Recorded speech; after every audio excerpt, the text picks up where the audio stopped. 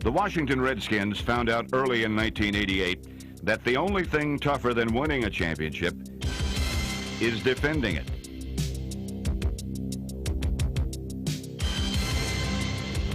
In a Monday night matchup against New York, Washington held the Giants to a -2 yards on the ground and took a 13-3 halftime lead when Doug Williams delivered the Redskins' first touchdown pass of the year to Ricky Sanders.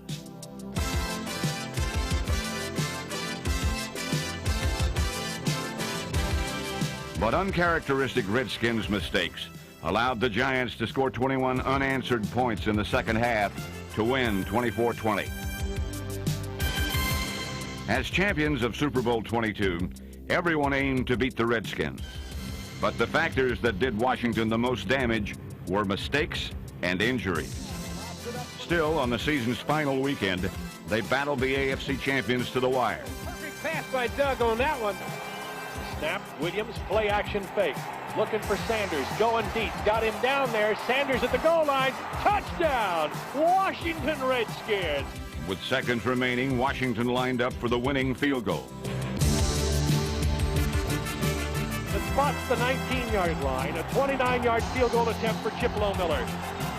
Snap is good. Hold is good. Kick is up. Long enough. Hits the upright. No good. Holy cow. The Bengals went on to win in overtime, writing the final chapter to the Redskins season. But despite a year of disappointment, the Redskins played with heart, with not one but two quarterbacks displaying the mark of a winner.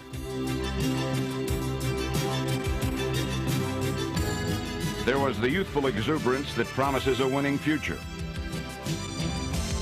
and veteran leaders who displayed the refined skill of a champion. For every great franchise in every sport, there are always low points.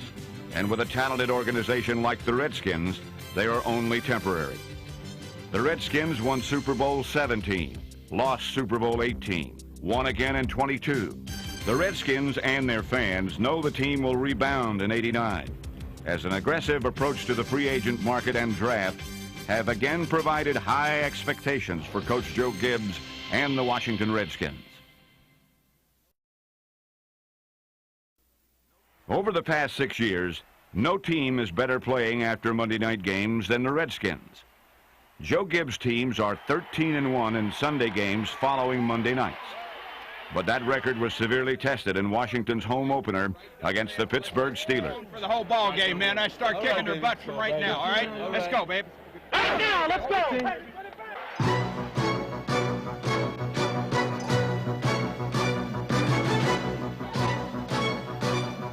Back he goes, sets, looking for the pass again, going deep, lobs it up. He's got Ricky Sanders at the 20. He's at the 10, 5, touchdown, Washington Redskins.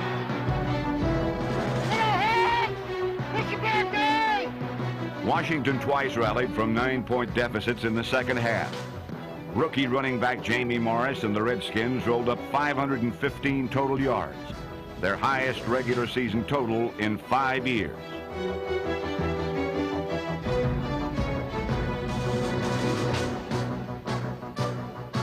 The Redskins' final drive led to the Steelers' 1-yard line, and with 12 seconds left, rookie kicker Chip Lohmiller decided the outcome. Kick is up. Kick is good. Yes, sir. He gets my vote. Lohmiller gets our vote. Lohmiller got all of Washington's vote in a close contest won at the wire by a point. When the Redskins met Philadelphia in Week 3, the offensive line welcomed tackle Jim Lachey from California, and Lachey responded by neutralizing Eagles All-Pro defender Reggie White.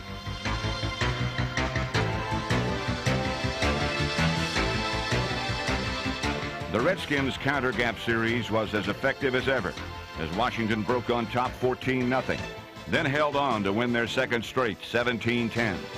Jamie Morris is in the ball game now, and he gets his first carry right here. Left side, scoops through. He's to the 10. He's gone. Plain play. Jamie Morris behind May and Lachey. On September 25th, there was a new face at quarterback. With Doug Williams recovering from an emergency appendectomy Mark Rippon was called on to lead the Redskins. Well, I think Mark been around here long enough to understand what you have to go through as a quarterback in certain situations, and he didn't panic, and he went in and did the job. Looking right down the middle. He's got Monk on a slant. Touchdown, Washington Redskins. A great pass and great weight by Rippon. Takes the snap, drops straight back, looking to his left, fires it out over the top, got it complete at the 10. Rippon's debut was bittersweet. Over 300 yards passing and 3 touchdowns. 57 seconds left to go. But the Cardinals denied him the chance to win with less than a minute remaining. Scrambles to the near side, going to get tackled from behind, fumbles the football, picked up by a Cardinal. He's going all the way to the end zone.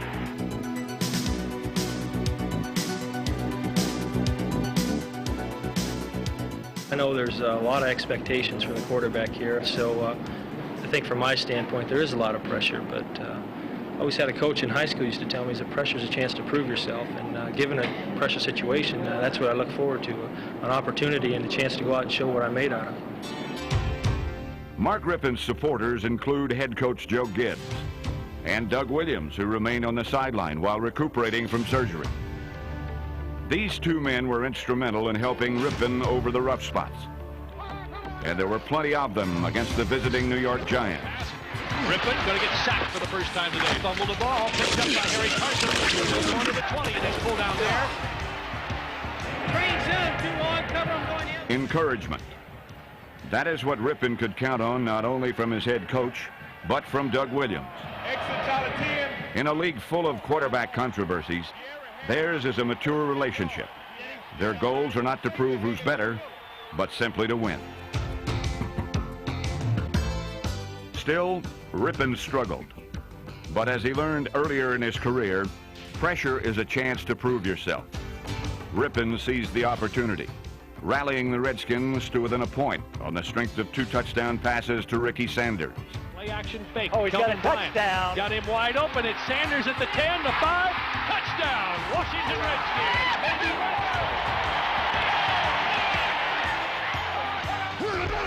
in motion here near side. Heavy rush up the middle. Rippon finds a man at the goal line. Touchdown, Washington Redskins. Redskins' mistakes on their final 2 possessions left Washington a point short and dropped them out of a tie for first place in the NFC East. I could be 2-0 as a starting quarterback, yet I'm 0-2. It's disappointing for me because I'm the leader of this team, and I feel like in some ways I've let the team down. I can't do anything about it. My main concern right now is for the next 4 or 5 weeks. I know the job's been Doug's, and he's done a great job with it, so you know, I'm going to be a gracious player and a team player, and whatever they ask me to do, I am going to do.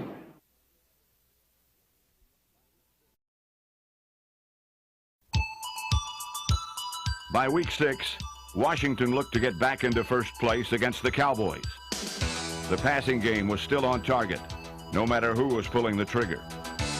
Mark Rippon became the NFC's top-rated quarterback with 3 more touchdown passes. The first to sore-shouldered Gary Clark, number 84.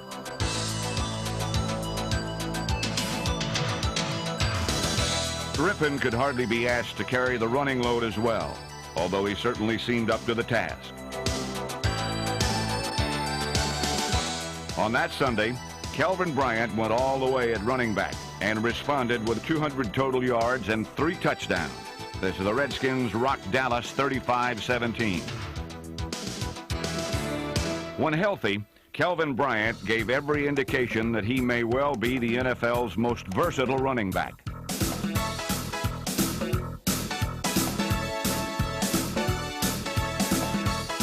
When he is running on all cylinders, Bryant draws a crowd wherever he goes. And in 1988, this slashing, spinning top of a runner became the Redskins' leading rusher. His ability to come out of the backfield and go deep is unsurpassed. And sure hands like his are normally the property of wide receivers.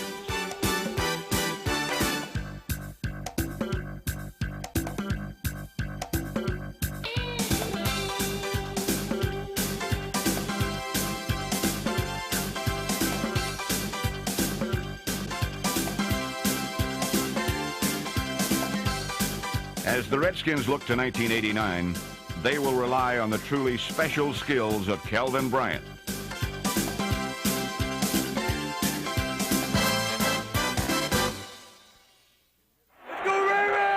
In mid-October, the red-hot Cardinals arrived at RFK on the heels of 4 straight wins. But as one ex-president might have said, the streak stops here. It's a safety. Raven Caldwell. And the first 2 points of the day for the Washington Redskins. Linebacker Raven Caldwell lit the fuse as the Redskins exploded for 33 unanswered points. Sets up. Good protection. Going to the end zone. Got Monk in the backside. Touchdown. Washington Redskins. Like Art Monk, Joe Gibbs has worked his share of magic in Washington. But nothing could match the magic trick executed by Gary Clark in the Cardinals' end zone. In the end zone. Got a man. Almost picked off. Caught. Touchdown. Washington Redskins. Gary Clark steals it. Great job, Way to steal, man. Way to steal. Back he goes to pass. Sets up. Fires it over the middle. He's got Monk at the 30, 20, 15, 10, 5. Touchdown. Washington Redskins. High formation. Looks like run. Here goes the pass. Over the middle. Gary Clark at the 45, 40. Down to the 35, 30. 15, 10, 5. Touchdown. Against the New Orleans Saints, Doug Williams took over for an injured Mark Rippon and engineered a stirring comeback that ended in a Redskins victory with 47 seconds left. It's good.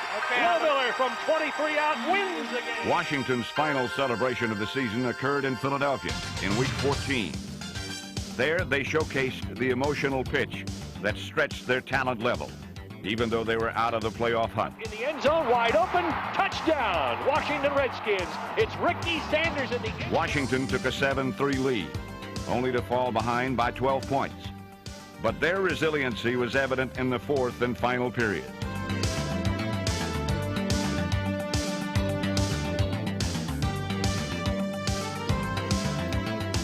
All right, let's see what they do. Run to the right and deliver the ball. Run, nope, they're going to Run to the right, deliver the ball. There it is. Touchdown, Washington Redskins. Doug Williams with a touchdown pass to Terry Orr. The spot is the 35, a 45-yard field goal attempt against the wind for the football game. Snap is good, hold is good, kick is up. Is it enough?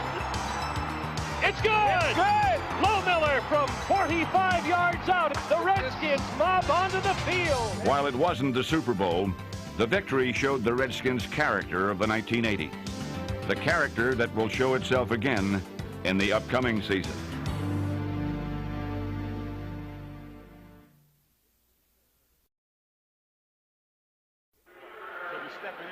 It's been said that a pro football team is no better than its coaching staff. And no NFL team has assembled a stronger group of assistants. Joe, step inside. You with me? For 8 seasons, Joe Bugle has developed and molded the Redskins' highly regarded offensive line. Bugle is one of 2 assistant head coaches. The other, defensive coordinator Richie Pettibone, who continues to guide the fortunes of a perennially tough defense. These men provide consistency and continuity to a staff that welcomes the return of special teams coach Wayne Sevier. Sevier built the Redskins special teams into the NFL's best in 1986 and has plenty of material at hand to put this unit back on top.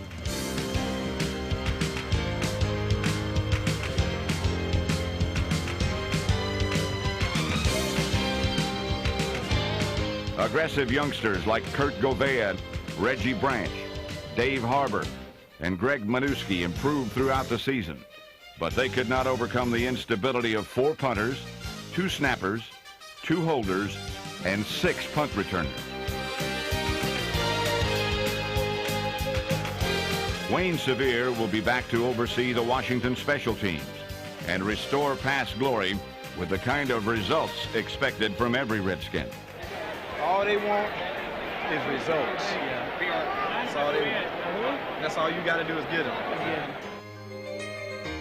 Three-time Pro Bowler Darrell Green is the model for all players in the Redskin defensive backfield. Hitters like Todd Bowles,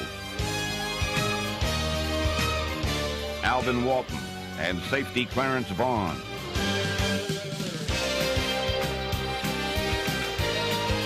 Injuries plagued both interception leader Barry Wilburn and cornerback Brian Davis, number 34.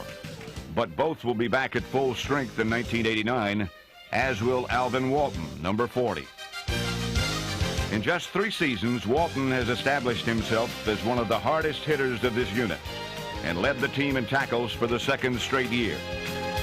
Every secondary relies upon the pressure applied by the defensive line, and Washington's defensive line is among the finest in the NFL. Defensive ends Charles Mann and Dexter Manley balance the Redskin line, and both have earned the respect of the opposition. Manley, number 72, will look to maintain his position as the team's all-time sack leader, and Charles Mann, number 71, will be coming off his 2nd straight trip to the Pro Bowl.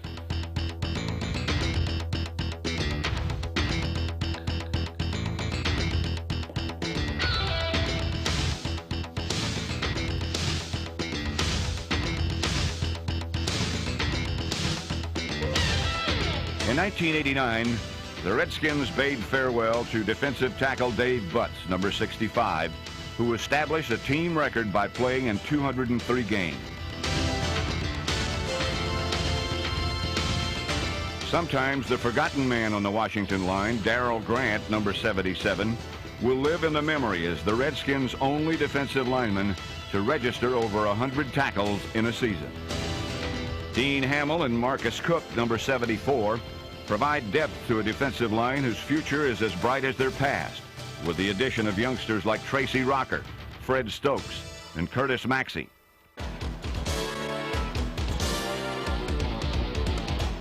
The Redskins boast both experience and depth at the linebacking positions. And throughout most of the decade, the Redskins have counted on the reliability of both Neil Olkewicz, number 52, Mel Kaufman, number 55, and Monty Coleman, number 51, to provide stability to the linebacking unit. In just his 2nd year, Raven Caldwell, number 50, came into his own with 4 quarterback sacks. The Redskins' most promising long-range acquisition remains number 58, Wilbur Marshall.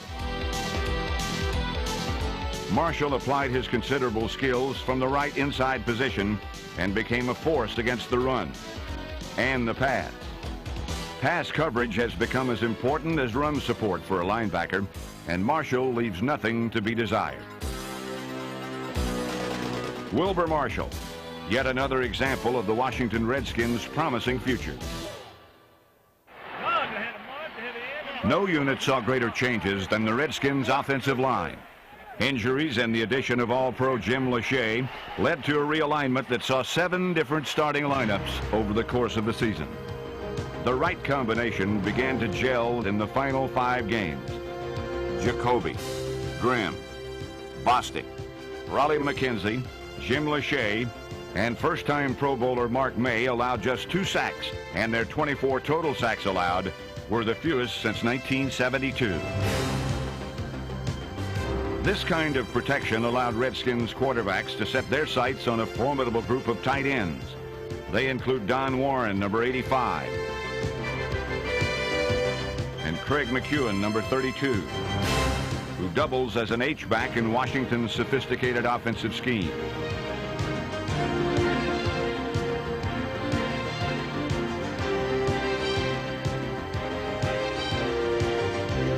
These 2 men will get stiff competition for playing time from big play threat Terry Orr, number 87, and from free agent Mike Tice, the former University of Maryland standout who set the season record for touchdowns by a tight end while with the Seattle Seahawks.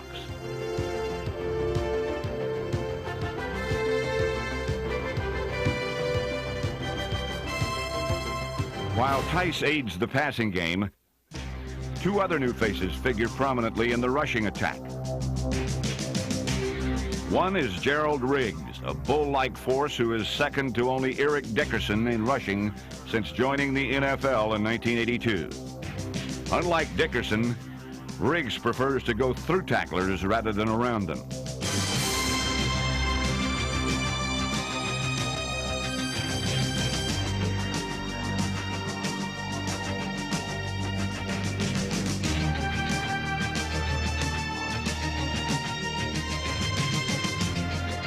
This is a man who knows where he wants to go.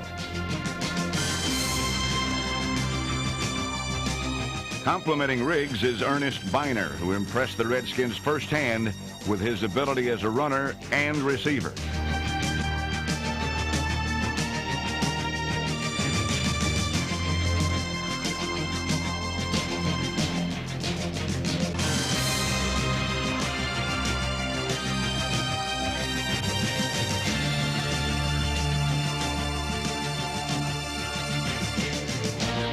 Combined with Kelvin Bryant and Jamie Morris, the Washington rushing game can come from every direction. If the Redskins struggled in 1988, you wouldn't know it from the strength of the passing game, #1 in the NFC. This is a team that is truly armed and dangerous. Doug Williams and Mark Rippon combined to set club season records with over 4,100 yards and 33 touchdown passes. The Redskins rely on establishing their running game with multiple offensive alignments. When it can create one-on-one coverages on wideouts, the Redskins look for a big pass to the finest trio of wide receivers in the NFL. One of them is three-time All-Pro Art Monk, number 81. Monk starts the 1989 season needing only 4 catches to move into the top 10 on the NFL's all-time receiving list. While Art Monk was a #1 draft pick, Gary Clark came up the hard way as a free agent.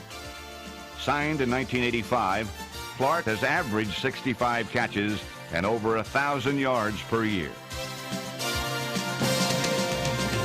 The third member is number 83, Ricky Sanders. Sanders got his first national attention in Super Bowl 22. His famous record-breaking performance was Sanders' way of saying, "The best is yet to come." In 1988, Sanders was Washington's most productive receiver, with 73 receptions for 1,148 yards. He also became the first Redskin in 21 years to catch 12 touchdown passes in a season. In only his 3rd season in Washington, Ricky Sanders was named the team's most valuable player.